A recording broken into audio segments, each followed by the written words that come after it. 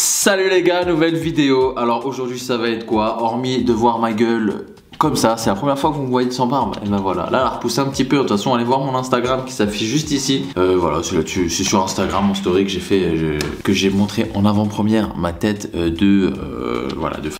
Aujourd'hui comme vidéo ça va être quoi? Vous êtes plein sur Instagram à m'avoir envoyé des vidéos de gens qui testent le entre guillemets faux Cédric Grolet. Aujourd'hui je vais tout simplement comparer Cédric Grolet avec une autre pâtisserie. J'ai été assez dur sur Cédric Grolet, donc je vais voir si c'est vraiment du luxe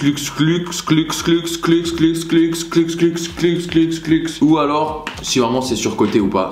Donc c'est parti les gars, on se retrouve tout de suite dans ma voiture pour aller chercher les pâtisseries et les goûter. Let's go. Donc voilà, let's go les gars. Je filmerai pas dans la voiture, hein. Je finis les conneries. C'est quand j'étais jeune ça.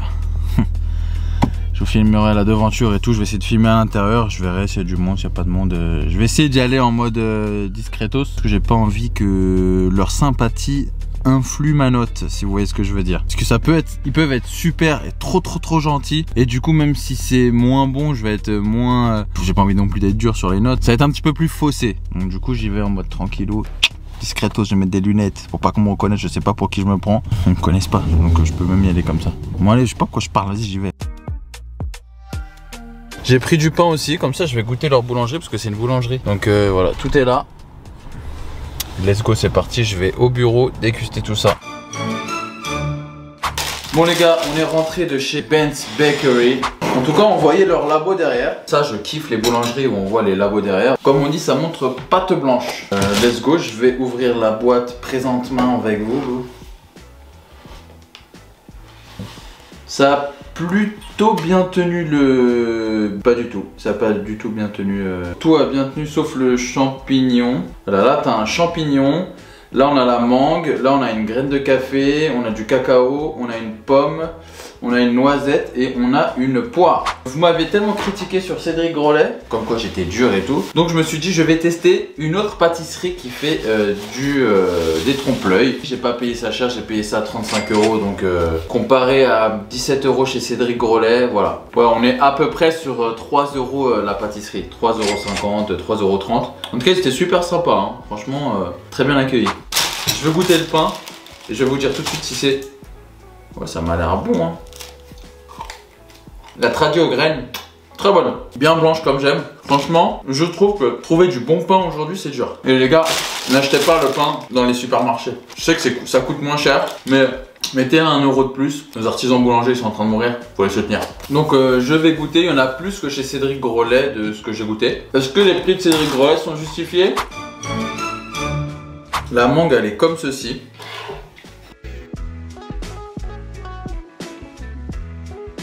C'est très brillant. C'est bizarre, on dirait vraiment qu'il y a une couche de vernis au-dessus. C'est elle est en silicone quoi. Ah bah oui voilà, vous voyez. Regardez. Je pense qu'ils ont fait ça pour bien que ça tienne et pour que ça soit mou. Je pense que ça va être mou. Alors que Cédric Grolet, tous ses trompe-l'œil sont craquants. Non, c'est un peu craquant mais pas tant que ça. Alors à l'intérieur, comment c'est?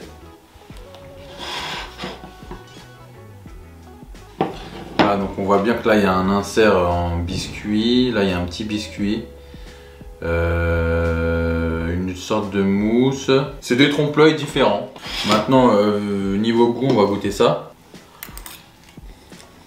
C'est très bon. C'est très doux en bouche, c'est pas très fort, c'est assez sucré par contre. En tout cas beaucoup plus que Cédric Grolet. Le biscuit il est pas très présent, je sais pas ce que c'est une sorte de gélatine avec de l'amande. C'est très bon, franchement c'est pas mal. Alors par contre je suis pas du tout dans une expérience, c'est un gâteau qui est bien. Mais pour le coup la mangue c'est pas un trompe-l'œil. Pour moi c'est juste un gâteau quoi. De proche comme ça ressemble pas vraiment à une mangue. Là où Cédric Grolet, je pense que l'esthétisme, son force a été l'esthétisme, où vraiment pour le coup, même de proche, on dirait une mangue. Là, c'est plus une pâtisserie, c'est vrai que c'est une pâtisserie en forme de mangue qui est très bonne, hein, franchement très bonne. Et pour le prix, j'aurais payé ça à 17 €, je t'aurais dit bah non, ça vaut pas le prix. Mais c'est vrai qu'il y a beaucoup au-dessus, beaucoup de gélatine et ça me gêne un petit peu. Et pour le coup, la coque, elle est très très fine comparée à Cédric Grolet où elle était vraiment très mastoc. En termes de goût, elle est très bonne, hein. Je lui mettrais un 7 sur 10. Un 7 sur 10 parce que c'était ce que j'attends de l'intérieur d'un trompe-l'œil. Par contre le dessus, je suis pas vraiment fan de l'effet que ça fait. Ça fait vraiment juste pâtisserie et pas trompe-l'œil. Un prix très très bien. Pour moi voilà, c'est ça une pâtisserie, tu mets pas plus de 5 € pour un trompe-l'œil. Il y a un truc à prendre en compte, je crois que c'est des petits jeunes qui font ça. De ce qu'on m'a dit, hein, parce qu'on m'a tellement recommandé Ben's Bakery. Donc vraiment chapeau à eux quoi. Bon, la noix de coco, je pense que ça va être un petit peu comme la mangue. On n'est pas sur un trompe-l'œil parce qu'un trompe-l'œil, il faut que ça trompe l'œil. Donc du coup, il faut que j'ai vraiment l'impression de voir le fruit. Et donc une noix de coco, c'est pas aussi petit quoi. J'aurais une noix de coco grosse comme ça, vraiment avec des semblants de poils et tout. Je t'aurais dit ouais, mais là c'est juste une pâtisserie quoi. Donc je vais couper l'intérieur.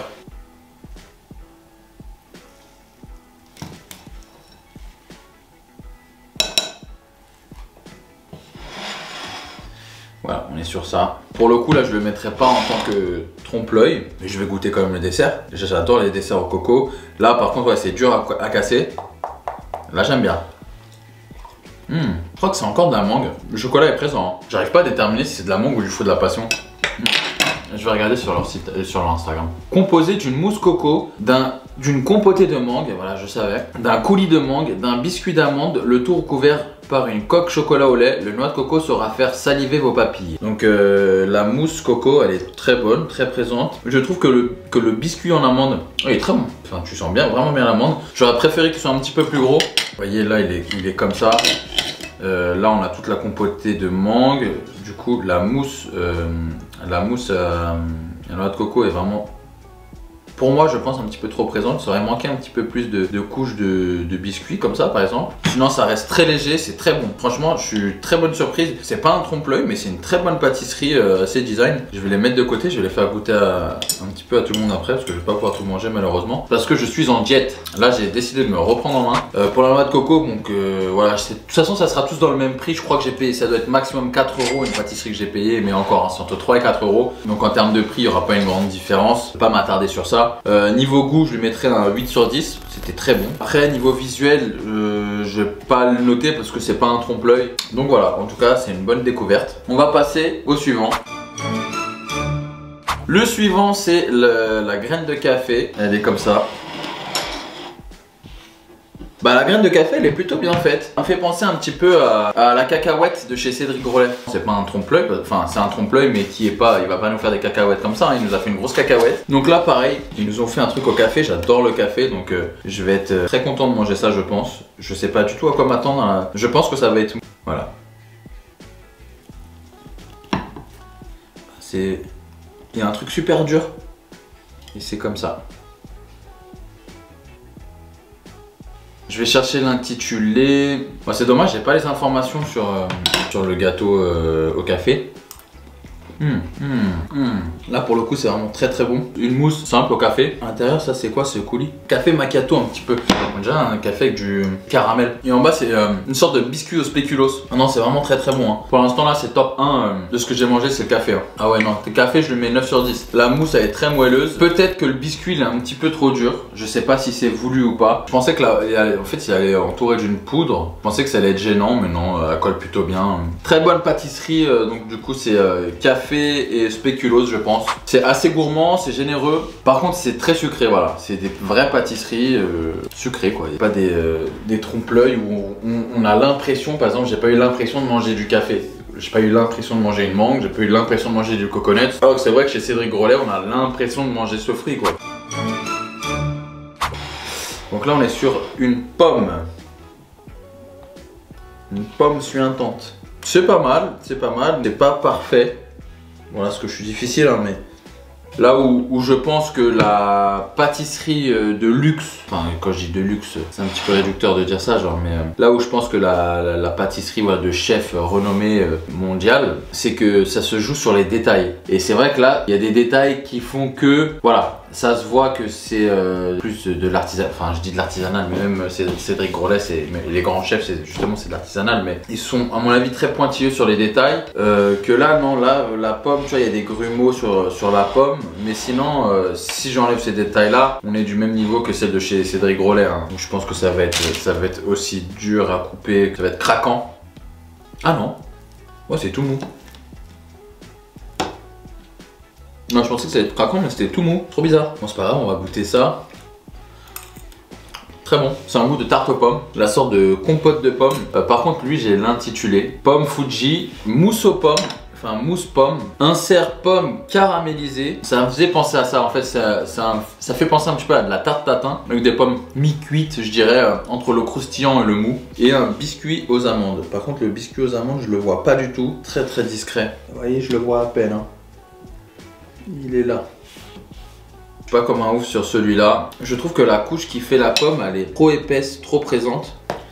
Ça fait assez Babybel en texture, enfin je sais pas, en visuel et en texture. En fait c'est dur, ça se casse pas trop, mais ça se casse un peu, c'est mou. Mais sinon dans l'ensemble, c'est une bonne pâtisserie. Après j'avoue que j'aurais payé ça à 17 €, j'aurais dit non, c'est du vol, mais voilà, non, j'ai payé ça à 4 €, 3,50 € je crois, on va dire 3,50 €. Franchement c'est bien fait, c'est bien réalisé. J'étais un petit peu plus sévère sur celui-là, je lui mettrais un 6 sur 10 en termes de goût, et en termes de visuel je lui mettrais 3 sur 10. Parce que vraiment pour le coup là pour l'instant c'est le seul où les détails sont vraiment... ouais, les détails sont pas ouf. Je sais pas si c'était cette pomme là qui était peut-être une fin de série et les autres étaient mieux faits, mais en tout cas moi j'ai eu celle-là. Et je ne juge que ce que j'ai entre les mains. Donc là, on passe à la pâtisserie suivante qui est la noisette. Donc on va goûter ça. La nuts, j'ai l'équivalent de chez Cédric Grolet, je l'ai goûté. Donc du coup j'aurai un bon petit comparatif. Cédric Grolet, je trouvais qu'il manquait un peu de matière, mais par contre le goût était... Tout ce que j'ai mangé chez Cédric Grolet, c'était exceptionnellement bon. Hein. Voilà, c'est niveau trompe-l'œil. Bon, là on n'est pas trop sur un trompe-l'œil, on est sur plus une pâtisserie qui s'inspire qu'un trompe-l'œil pour celui-là en tout cas. Là c'est tout. Vous voyez, à chaque fois c'est mou en fait. Et Cédric Grolet, c'est vraiment craquant.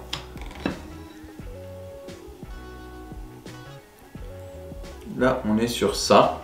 On est sur une compotée bavoise noisette, une crème Namekala pralinée, le tout enrobé d'une coque chocolat. Cette pâtisserie fera le bonheur des grands et des petits. Alors là, leurs coques, elles sont pas du tout craquantes, elles sont très molles. C'est assez perturbant. C'est très bon. J'avoue que ça peut plaire beaucoup aux enfants. Ça a un petit goût de noccioletta. Mais pareil, pour le coup là, il me manque une texture. Parce qu'en fait, comme le croquant il vient pas, j'ai pas de croquant. J'ai juste une bavaroise avec de la mousse. Donc du coup, il n'y a pas de mâche, il n'y a pas de croquant. J'ai pas eu de croquant sur le cassage de la noisette. Par contre, ça reste très bon. Hein. Là, je juge le visuel trompe-l'œil. On m'a vendu ça comme des trompe-l'œil. Mais par contre, le goût est très très bon. Franchement, non, ils se débrouillent bien. Hein. Ils font d'autres choses, d'autres pâtisseries. J'ai vu, ils avaient des éclairs.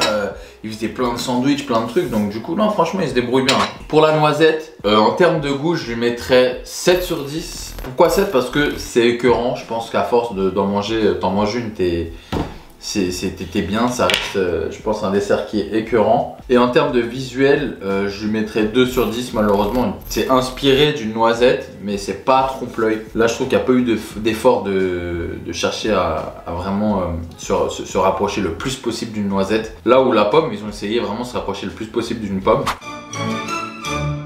Là on passe sur une autre pâtisserie. Là par contre, c'est la poire. Là par contre je trouve que niveau visuel, de loin, ça ressemble vraiment à une poire. Là c'est vraiment très bien travaillé. Voilà, là il y a juste des petites finitions. Vous voyez là, il y a des petites bulles et tout. Voilà, c'est que du détail. Mais par contre de loin, voilà, il est magnifique. Là pour moi, je suis pour l'instant sur le trompe-l'œil le mieux réussi de chez Ben's Bakery. Voilà, c'est dommage parce que j'aime pas trop la poire. J'aime bien le fruit, mais j'aime pas, je l'aime pas en gâteau ou en sucrerie. Alors pareil, du coup, je pense que ça va être la mousse, ça va être assez mou là-haut. Ça va pas être croquant. Ouais, c'est ça.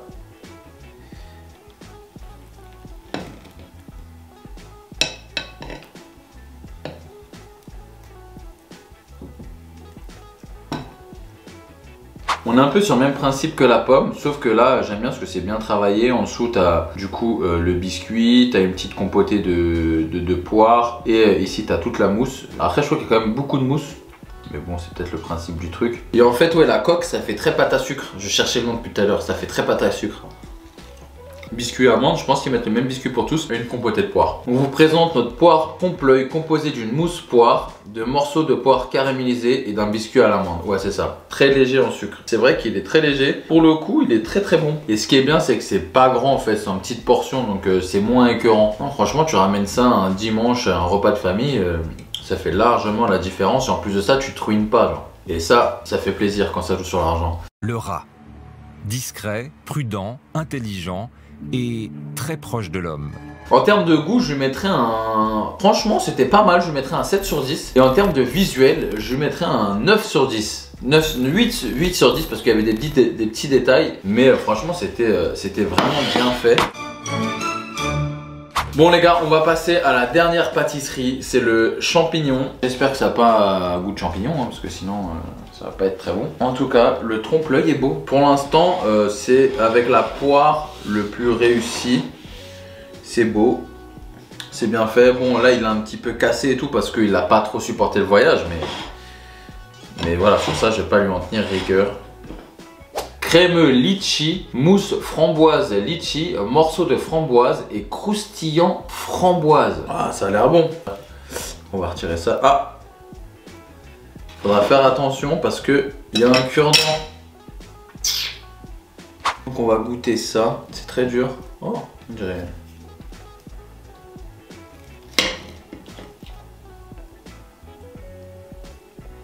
Ok, et ça.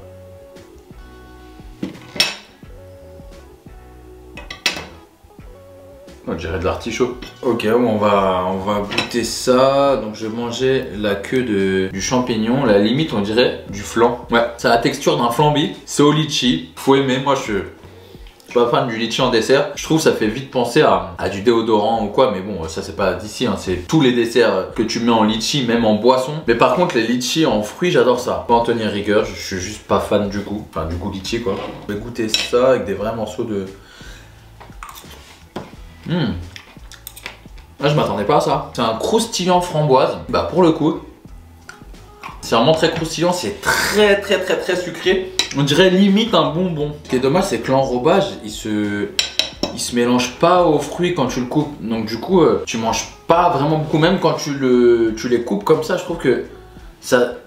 Vous voyez, par exemple là, je viens de couper la poire. En fait, c'est la mousse qui vient et l'enrobage, il reste dans l'assiette. Donc sur ça c'est dommage, mais sinon non, c'est super bon hein. Lui il est très sucré, on dirait limite plus une sucrerie qu'une pâtisserie. Pareil, lui je pense qu'il est vite écœurant. Faut aimer la framboise. C'est vrai que la framboise ça rend vite les choses très sucrées. Je trouve même les tartes à la framboise, quand il y a des je sais pas, des gâteaux à la framboise, je trouve que les gâteaux sont super, comme la fraise. Tarte aux fraises, fraisier, je trouve ça hyper sucré. Je lui mettrais en termes de goût un 4 sur 10. C'est mes goûts, enfin c'est mes goûts à moi hein. Je suis pas fan du litchi. Je trouve que le haut à la framboise est très sucré. Et moi je suis pas très sucre déjà de base. Mais ça reste franchement, niveau trompe-l'œil par contre, je lui mets 9 sur 10. C'était trop beau, genre vraiment trop beau, trop bien fait. Donc voilà les gars, là j'ai fini. Je suis satisfait de ce que j'ai pris. C'était pas trop cher et ça c'est très important. C'est du fait maison, faut le préciser. Ils ont gagné le concours de la meilleure pâtisserie du Val d'Oise. Franchement, chapeau à eux, je comprends pourquoi. C'est des produits qui sont travaillés. Ça se voit qu'ils se sont cassés la tête à faire des recettes, à tester avant. Ce que j'ai vu, c'est des petits jeunes qui font les pâtisseries. Franchement, bravo. J'ai vraiment kiffé ce que j'ai mangé. Ça se voit que vous prenez plaisir à faire ce que vous faites. Franchement, il n'y a rien à changer. J'ai juste chipoté sur des petits détails, mais je vous remercie d'avoir regardé cette vidéo. Et le pain, mention spéciale au pain, incroyable. Le pain 10 sur 10. Sur ce les gars, je vous laisse. Je vous dis à dimanche prochain pour une nouvelle vidéo. Ciao, ciao.